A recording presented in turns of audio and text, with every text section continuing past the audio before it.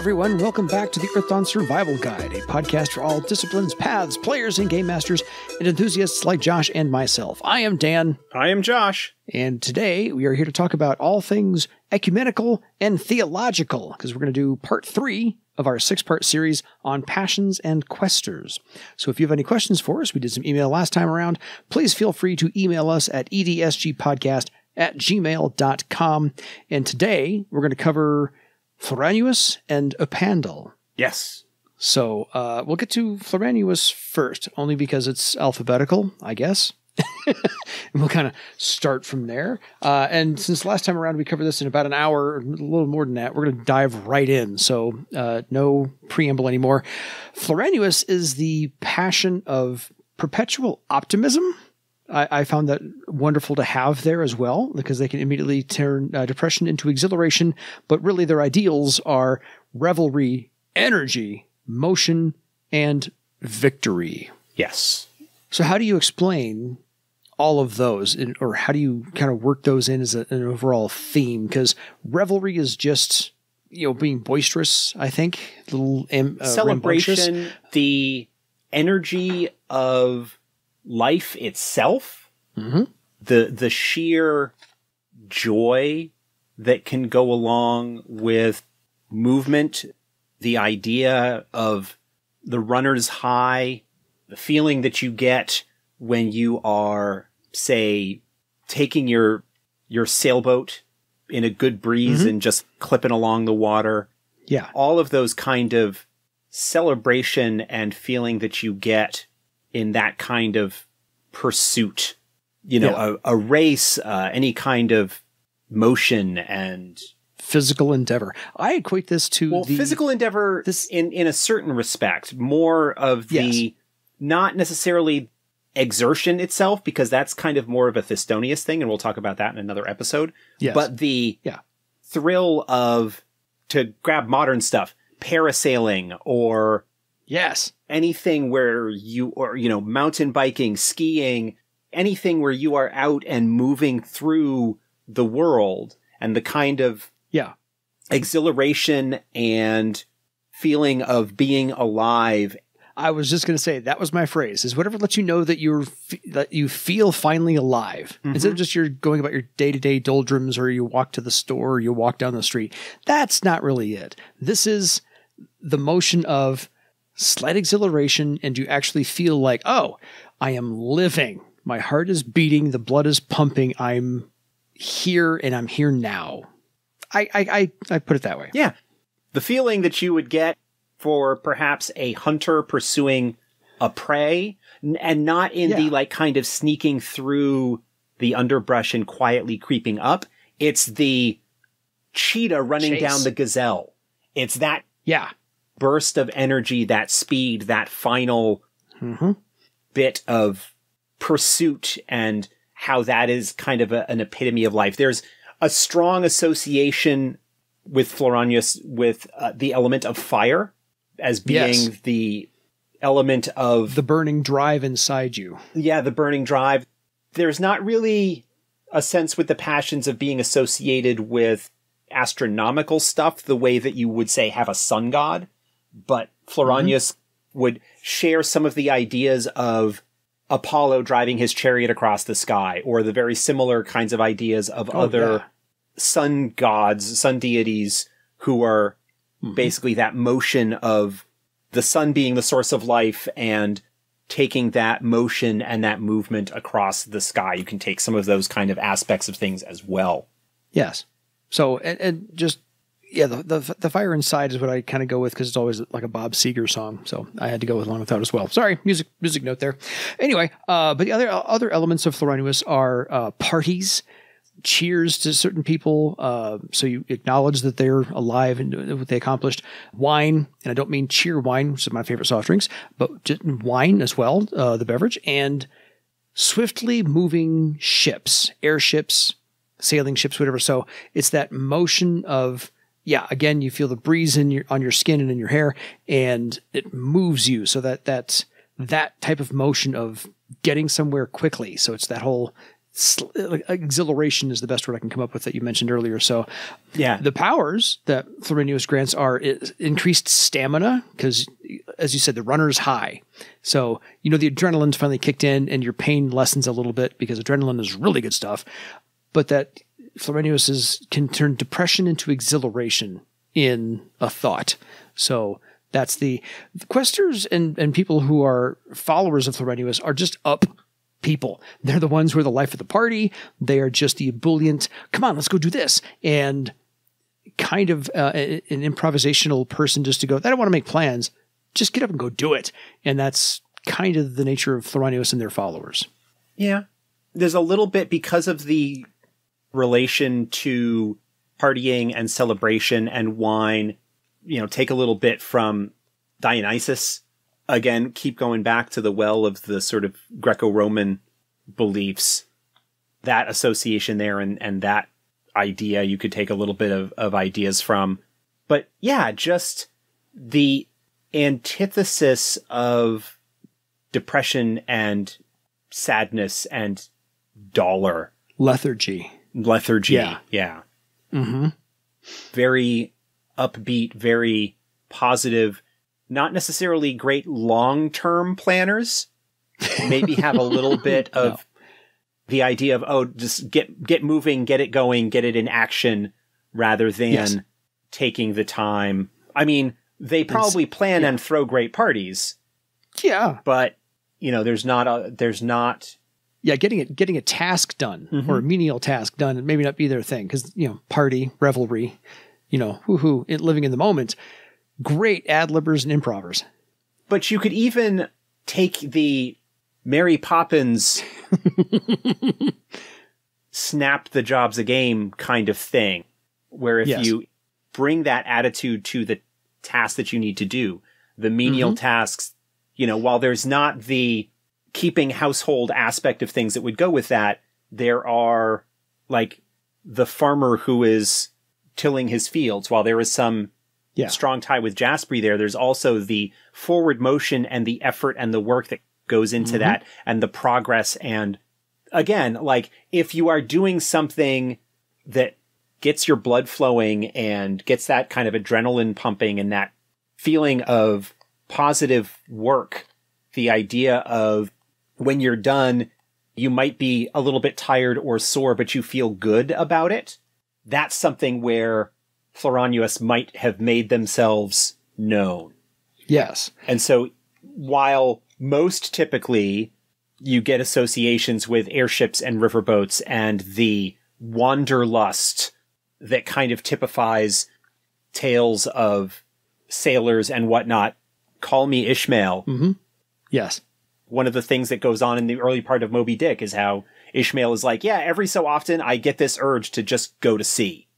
Yes. There's this idea that you just kind of get on and you kind of let the wind and the currents take you where they do, and you have an adventure. Gotta go, man. Gotta go.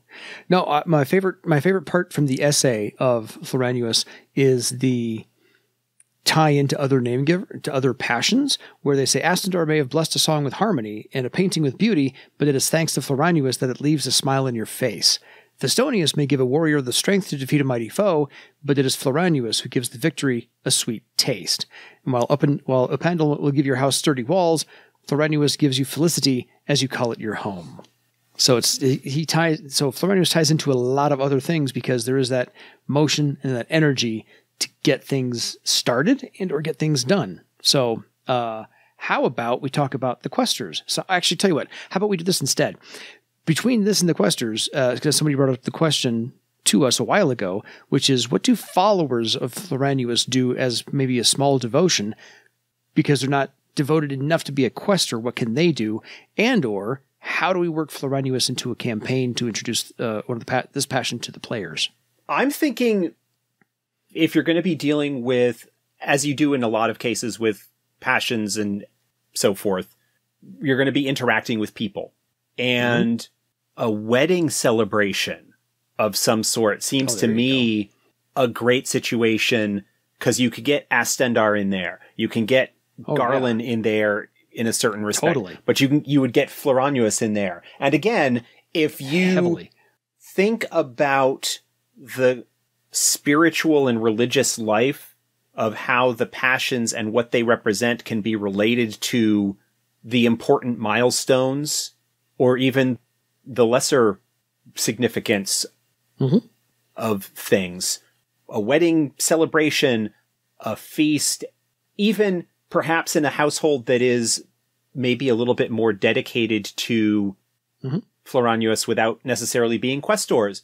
Perhaps when, especially if you have a larger family, when you're all gathered around for a big family dinner, that the communion, the celebration, the oneness, the rowdy. I picture Floranuus being very welcome in a home with a lot of rambunctious kids and energy and that kind of thing. Absolutely. And so that could be something that, again, like Astendar being invoked at the beginning of a performance, that Floranuus would be a being that is called upon when you are going to be having a celebration or perhaps some kind of race or challenge or whatever that epitomizes that idea of life and energy and movement.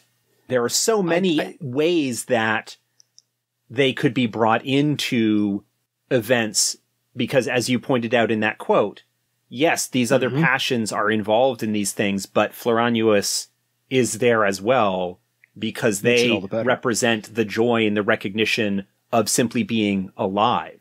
That art without the emotion, without that joy tied to it, is not as rich. The same. Yeah. I am imagining, go back 30 years to, or 25 years to the Three Musketeers movie. And when Athos, Porthos, and Aramis are out wenching, I'm inspired to dance. And he gets up and immediately just starts, dancing along with the music. So the inspiration for that, Astendar might be helping the muse play the tune, but Floranuus is the, I'm inspired to dance. Let's get up and go right now. And that motion and that revelry and that pursuit of energy that goes along with wenching in the movie, something along those lines as well. Because victory is also in one of the ideals. Yeah, that sort of get up and go. Again, the celebration as a concept and how that can bring a community together and have everyone recognize.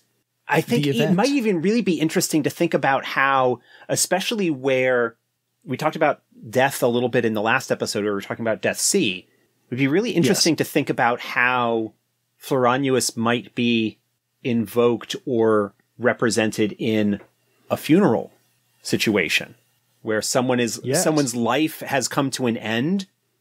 The idea of a wake where that's a celebration of what they have done before and they have come to the end of that journey, and that a follower, a devotee of Floranuus would want that life to be representative of forward motion and celebration and joy rather than, oh, woe is us.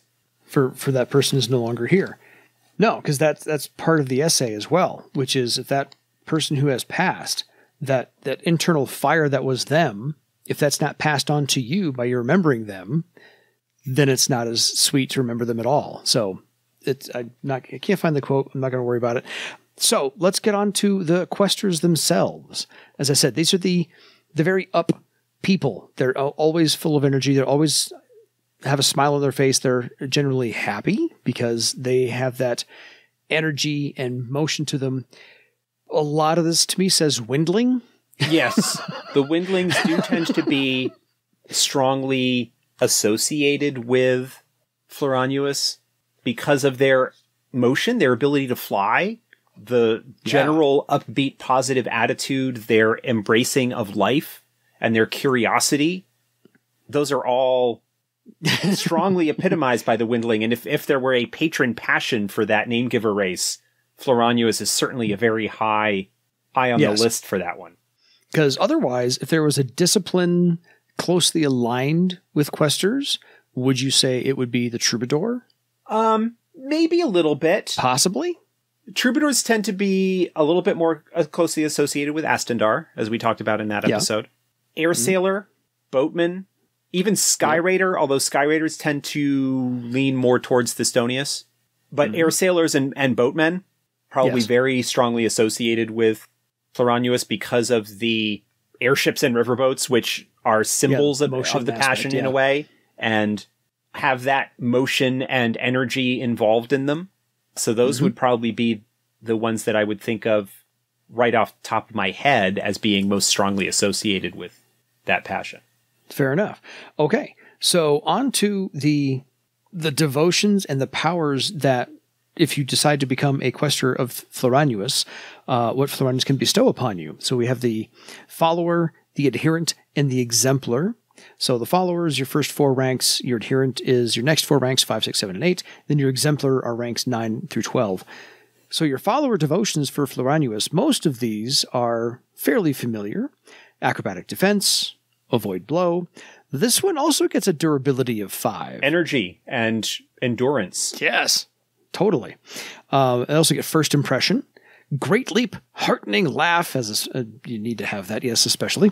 Passion's empowerment, we've covered previously. Sprint, wind catcher, and winning smile. So all of those are upbeat social or movement-related talents. There's nothing there that's unfamiliar. They all seem to be either movement-related, acrobatic defense, sprint, avoid blow, kind of defensive ability, but also wind catcher, really strongly associated with movement. Great leap. Oh, yeah. But then you also get things like heartening laugh and first impression and winning smile playing into the very gregarious, social, outgoing, positive impression making, inspiring others to be upbeat and not depressed attitudes that go along with that. Yes. So the adherent devotions, we have a couple of new ones, but I'm going to skip over those real quick. So we have gliding stride, again, movement-based, leadership, lion heart. And then here's the fun ones. Encouraging oratory. Yep. Encouraging oratory is a combat buff. It is similar, if you want to draw parallels, to bardic inspiration from D&D. Mm-hmm. The Questor talks, and if successful, provides bonuses to combat for people who are listening to them. Reminds me of the Ghostbusters. Go get her, Ray. Yeah. No, just kidding. Inspired might. Inspired might provides the targets with bonuses to strength. I think one of the other passions that we talked about gets that as well. It sounds familiar. It does. I want to say that would go to Jaspri, but I'm not entirely certain. Was it Ragok? Did Ragok have inspired might because they could use it to have people break down walls and stuff? Okay. Yes. Ragok had that one. And then we've covered Passion's inspiration, but Stride of Floranuus. Oh, this is a good one. Yeah. Stride of Floranuus allows the Questor to increase the speed of their targets. Nice. They make the test, and for each success, the target's effective speed increases by 20%. It can only be used once per day, but they can, by paying the cost, because it's got a strain cost and requires devotion, they can extend the duration, so they can't retest to get better results, but when the duration runs out, they can pay the cost again to continue the effect for another batch of duration.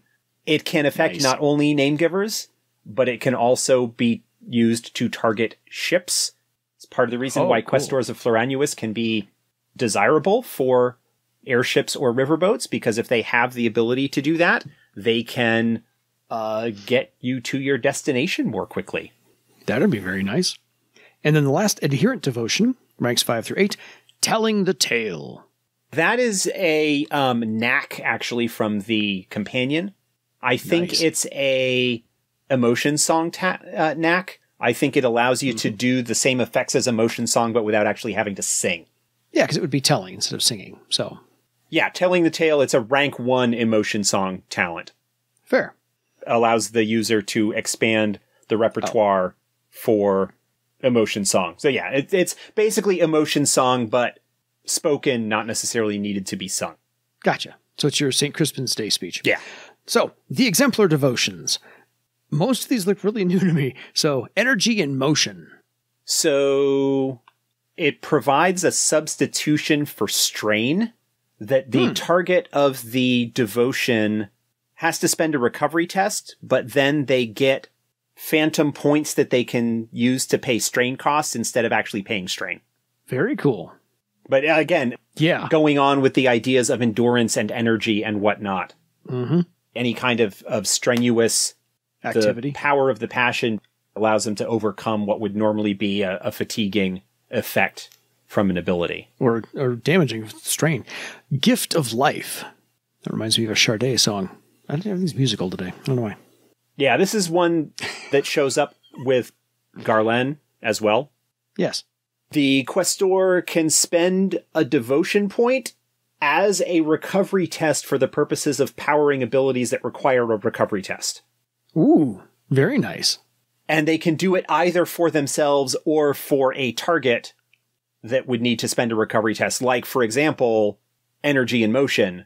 Mm-hmm. They could spend a devotion point as the recovery test to power that effect for themselves or for the target. Yeah, so this whole little pool of devotion points just works out magnificently. Garland gets access to that as well because they can use it to pay recovery tests for stuff. Yeah. Mm-hmm. Healing. Yeah. Inspired Endurance. Yeah, I would imagine so. Ragok gets this one as well. This is the one that allows the targets to overcome fatigue. Right. Yep, they can ignore the effects of fatigue. Yes. And then Invigorate. Not to be confused with Invigilate. Targets of a successful test gain bonuses to initiative and movement rate until the end of next round. Very nice. And as with many Questor devotions, non-adepts get a bigger bonus than adepts do. Yes. Rally. Rally, I'm pretty sure, is a talent or knack. Sounds like a knack, yeah. It's a talent. Oh, cool. Not sure who gets it. Rally, I think, is probably warrior.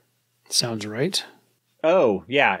On a successful test with Rally, all of those friendly may make an immediate recovery test if available, with a bonus equal to the number of successes on the Rally test.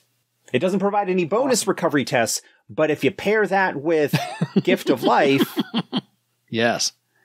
I think maybe that doesn't interact because it doesn't actually power. Oh, also affected targets ignore harried or knocked down modifiers until the end of the next round. Yeah, so Rally is awesome that way. Yeah, I think that's warrior? Sounds like it should be. I bet Troubadour probably gets it as well. Yeah, Troubadour gets it at 10th Circle as a discipline talent. It is available as an option for warriors at Warden. Very nice. Air Sailors get it too at 12th. Mm-hmm. It's an option for cavalrymen at Master Tier. So yeah. Yeah. Rally's awfully versatile. And then Passion's Comfort, which I think we've covered as well. It's a resist fear ability. Yeah. Yeah. Yeah. Which makes sense for Floranuus. You kind of get that energy and that drive to overcome things. Yeah. So I think working in Floranuus should be fairly easy. As you said, have the characters or the party come across a celebration of some kind. You know, a new life was born. Somebody had a baby in the village that they came across, or the harvest came in, or it's just, you know, the autumnal equinox and they're throwing a party because of whatever. That's pretty much it. So you can work in Floranuus kind of that way. Airship and or riverboat travel. You can. Oh, absolutely. All the time. Get involved in that as well. They can just say a quick blessing to Floranuus for swift travel along the river. And if the characters don't know what's going on, easy way to bring up the passion entirely. Have a crew member be either a quester or just a follower of. Yeah, easy way to work them in overall. So on to our other half of the podcast. We're going to talk about Upandal, who is the passion of construction and building and planning. This is the other half. This is where the plan comes from. And they are also, one of their ideals is also order, as in this has to be constructed in a certain way, in a certain order. You can't just reach the end point first and say, oh, well, I need to make a sword. Well, sharpen it first. No, you have to smelt the ore and things like that. So there's an order to do all of these things in construction and building and planning. So the elements that Upandal brings are the hammer, the compass, the blacksmith's forge, and... To clarify, the compass in the sense of the engineering and scribing tool, which is to say to draw arcs and circles, not a compass as in it's pointing you in a direction which way to go. Yes, not along a magnetic field. This is the, as you said, circular drawing tool compass, along with a protractor triangle if you were a draftsman, an architect of some kind. Yeah, draftsman. So the hammer, the compass, the forge, and building plans. So this is your architect. Yeah, your blueprints. This is the architect. This is Hephaestus, the smith. Oh, I love Hephaestus, yes. Vulcan. You can take inspiration from any number of craftsman deities in mythological. And in the real world, these are your architects, your engineers, your mechanical engineers, your hydro engineers, your people who plan things, build things, and construct in things. some respects, repair things. So we talked about a little bit when we were talking about Astandar, the difference between there's a practicality to, they're both sort of craftsman, creative, making things kind of passions. Yes. But there's a practicality and more of a purpose to the creations of Upandal compared to the more airy, philosophical, art for art's sake aspect that you're likely to see from Astandar. But again, like with a lot of the passions, when you start thinking about them, there can always be a little bit of overlap. I think a well-made tool, I think, in fact, there's even an item in the player's guide that's like a magic item, lesser magic item, like the tools of Upandal that are well decorated. They're still practical, good tools, but they are finely made and well decorated with sigils and inlaid bits of precious metal or whatever that have that kind of effect to them. So what would you put a Rube Goldberg machine under? Is that Upandal? Oh yeah, that would totally be a Upandal. That would totally be a Upandal thing. I had to make a small little comic sidebar there because it just occurred to me. I'm like, oh, totally. Because there's a little bit of art form, a little bit of inspiration, and a little bit of motion and revelry. But Upandal is the whole. Well, there's a lot of planning that needs to go involved into making one of those things actually work. Totally. So I need to see an Earthdawn Rube Goldberg type trap set off one of these years, just as a temple to Upandal. They come across that way. So the powers that Upandal can give somebody is, or that he has, is to make tools quickly, because he's going to hand them off to you more than likely. Fortify structures that are set. So he should come along and fix the Leaning Tower of Pisa. Just saying. But he can also temporarily make bridges and towers as well. So, like I said, all things construction and building and planning. So how could... Well, I was going to say, we want to kind of extend the metaphor, as we talk about with a lot of these passions, is there's the obvious stuff. But we also, and I think it kind of gets brought up a little bit in the essay in the Questors book. Again, going back to the Questors book, where I was like asking people to, hey, think about different ways that you can approach these things. I mentioned Anthony, who wrote Ragok, or who wrote Carolus. Somebody else wrote Ragok. Yes. Also, I think he ended up writing Upandal. I could be mistaken, but the Upandal is an interesting one because it actually involves two Questors of the Passion who have kind of different points of view. Yes. It talks about civics, and you're not just necessarily building things, but you are also building communities and planning communities and societies. You know, maybe hitting this a little early, but the most strongly associated with Upandal are dwarves. Yes. And Thrall in particular, but dwarves and the planning and the idea of not even just constructing things, but also constructing codes of law. Yes. And the complex interactions of how different things can work together in that sense, and looking at it from a social engineering point of view and trying to maybe build a better society. Well, yeah, because when you plan for people to show up because when you plan the building to go where it's going, you have to have a reason for it to go there. And then when you plan for other buildings to happen around it, then you have to plan for what to do with all those people and how to organize them, and then how to make sure that they're not all deviants and scallywags to break the law. And then you have to organize, then you have to plan exactly how to enforce so you have to do all this planning of these steps. And in the job I've had for many, many years, I have to do this. I have to create policies on exactly how do we allow these people to do these things and nobody can take advantage of it. And how do we implement this policy? And how many people is this scale up to 1,000 people versus 10 people? And yeah, all of that planning is involved in a questor or a devotee of Upandal, because they also, as you said, it's a socioeconomic thing, because in the essay, they are talking about, well, I didn't just build an ale house. This is the center of activity. This is the community gathering spot. This is where the lifeblood of this entire town exists, because this was the first thing here. And now people have a reason to stop here and spend their coin here and engage in other activities here. So this is not just a place to wet your whistle and move on. This is the beating heart of the community. So they argue about that as well. So it's very well done. To your point, all the essays in the Questors book are very well done. So I think it's also, we've gone this is our sixth passion right now.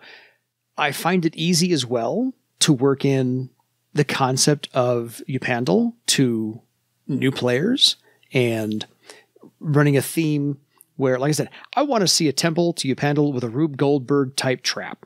I think that would be cool.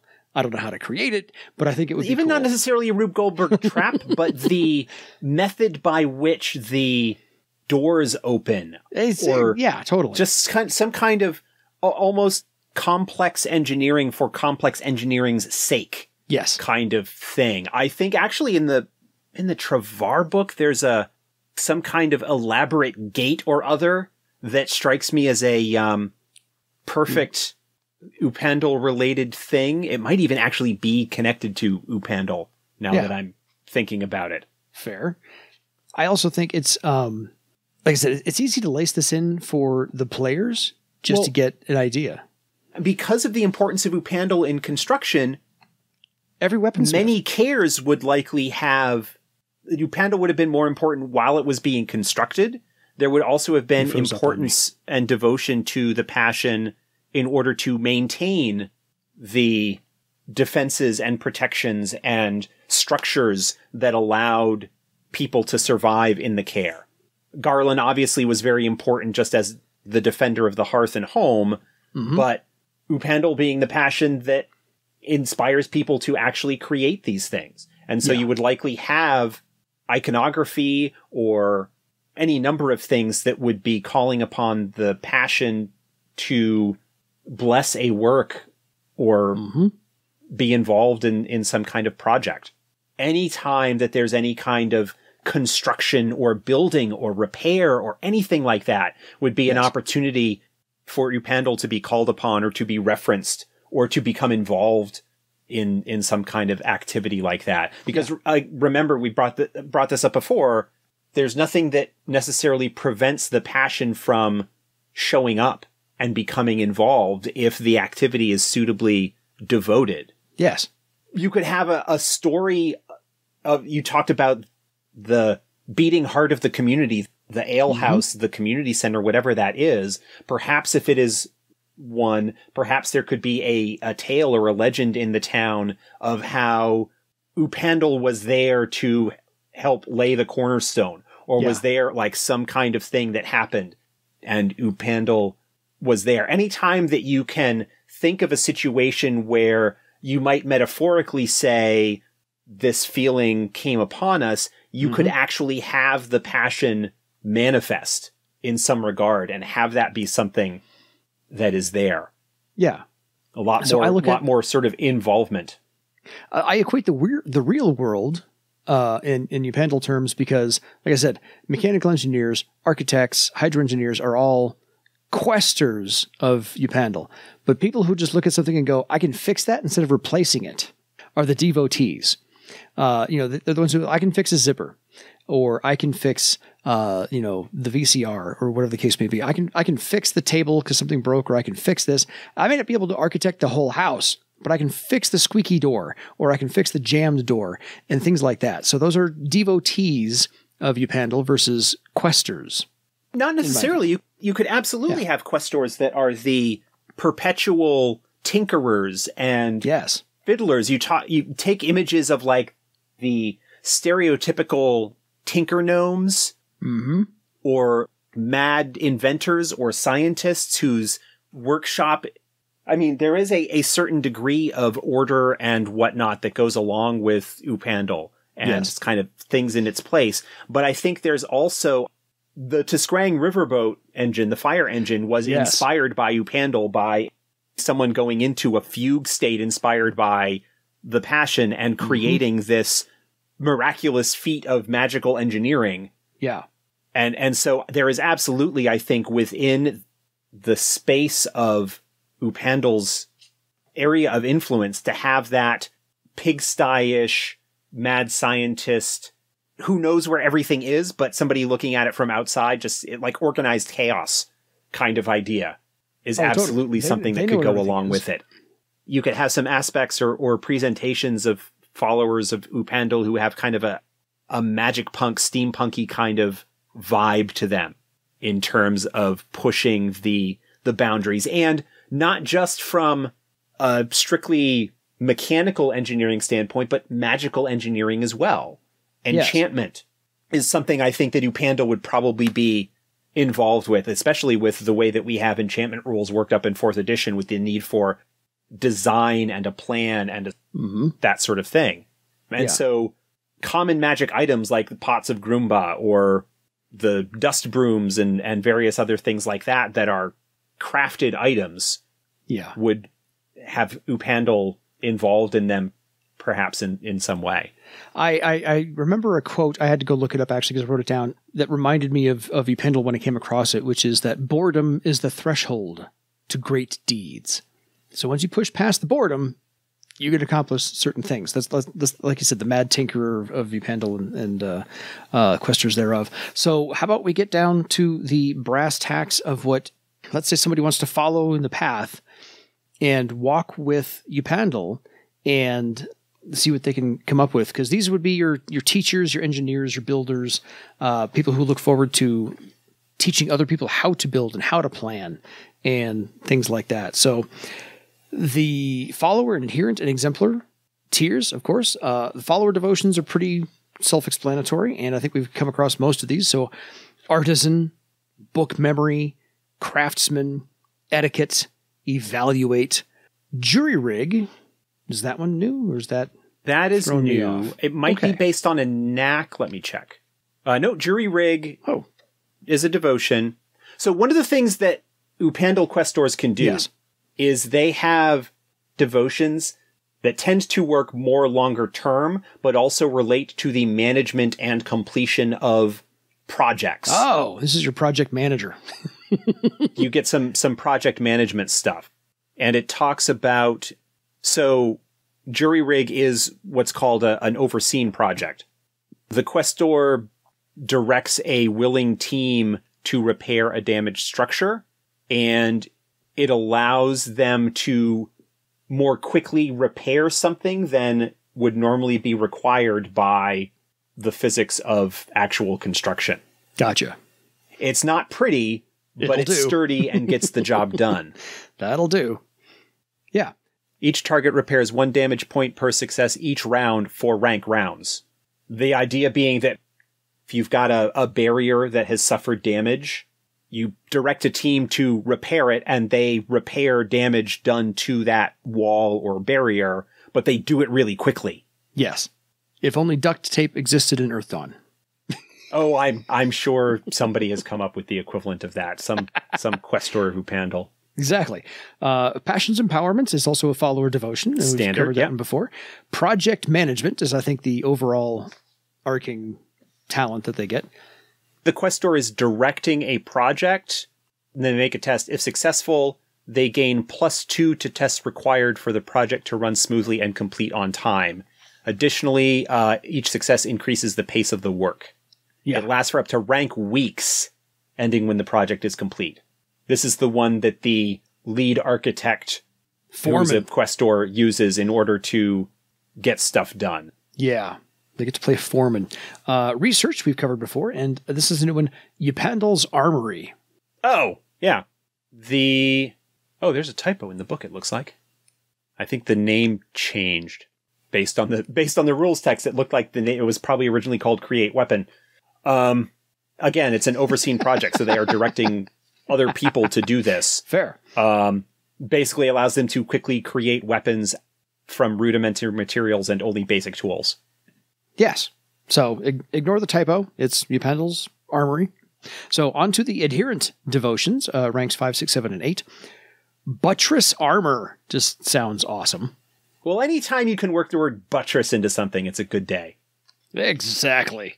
It allows the questor to direct people to enhance armor.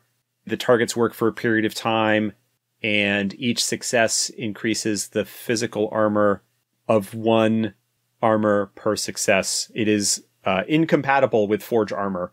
This is okay. I don't know if you'll remember this. Let's remember see. When we talked about the weaponsmith? Yes. Or more specifically, when we talked about forge weapon and forge armor, and how there used to be a talent called improve armor. Yes. This is where it ended up. Okay. I mean, it's modified a little bit, but the idea is that buttress armor, and I'm pretty sure there's an equivalent for weapons in this, where people work on them for a short period of time and gain them bonuses, ended up here under the Questor of Upandal powers, that Upandal's ability allows them to do it the fast way that the old talent used to provide. It's incompatible, so you can't stack the Questor power with the weaponsmith ability, but that's what this is. That's okay. I think that's coming up here in a minute or so, because the other adherent devotions are Danger Sense, Evidence Analysis, Fortify, which sounds new as well. Fortify allows the questor to increase the armor and death ratings of barriers. The power that Upandal themselves have to do that, the questor can do that. They make a test and it increases the armor and death rating of the barrier, making it more difficult to... Yeah, I did skip over detail-oriented, so I apologize about that. That's my fault. Detail-oriented, if a test that involves a sustained action that specifically benefits from planning and attention to detail fails, they can make a detail-oriented test using the lower of the appropriate steps. The difficulty number is the same. It's like Second Chance, which is a high circle talent, but it only applies to stuff that is a sustained action that would benefit from planning and foresight. Gotcha. Yeah. Other adherent devotions are Passion's Inspiration, which we've covered before, and Psychometry, which again we've covered before. But Hone Weapon, I think, is the one you were just thinking of. Yeah. Let me just double check. Hone Weapon. Modifies non-magical weapons to make them more dangerous. They work for an hour. Each target increases the damage step of 1 weapon or standard container of ammunition by +1 per success. Nice.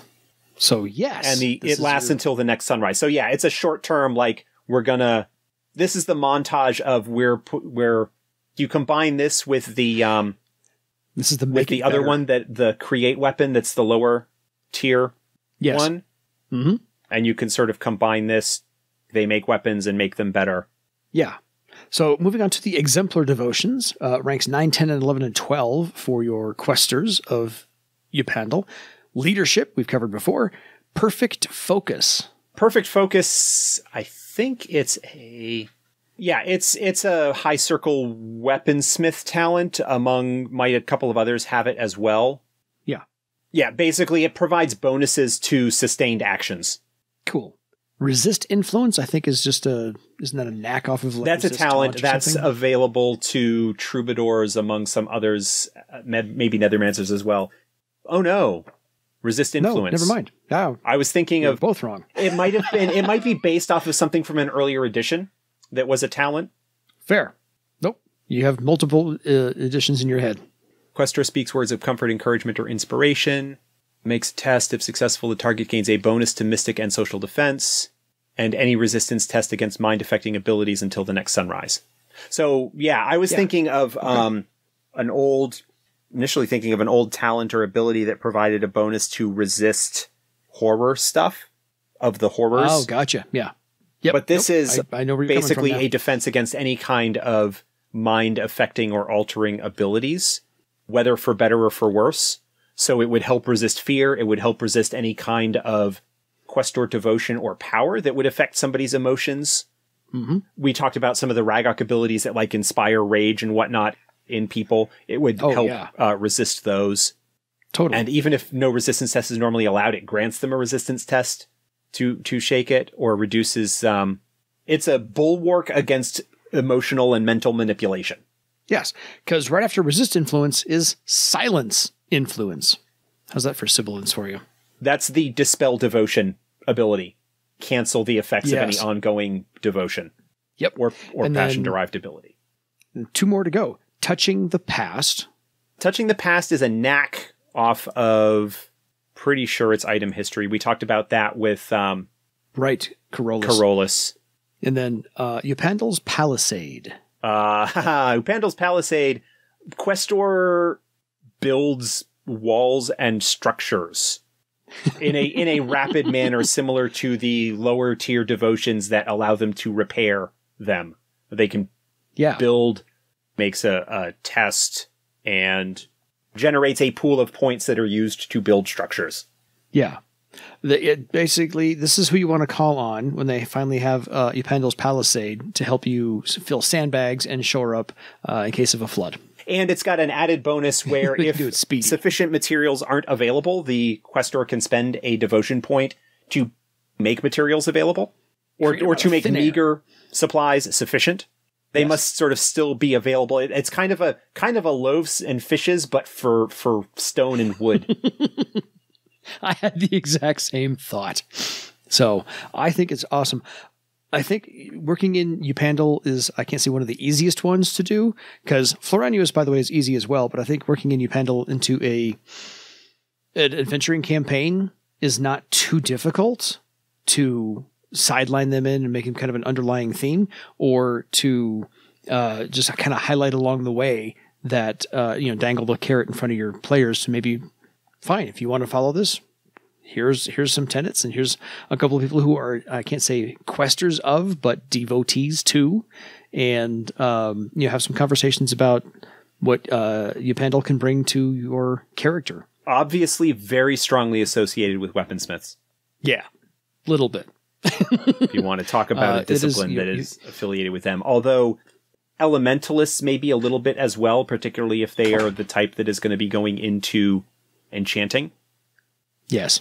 Not necessarily a full questor, but would have some honorific practices towards Upandal.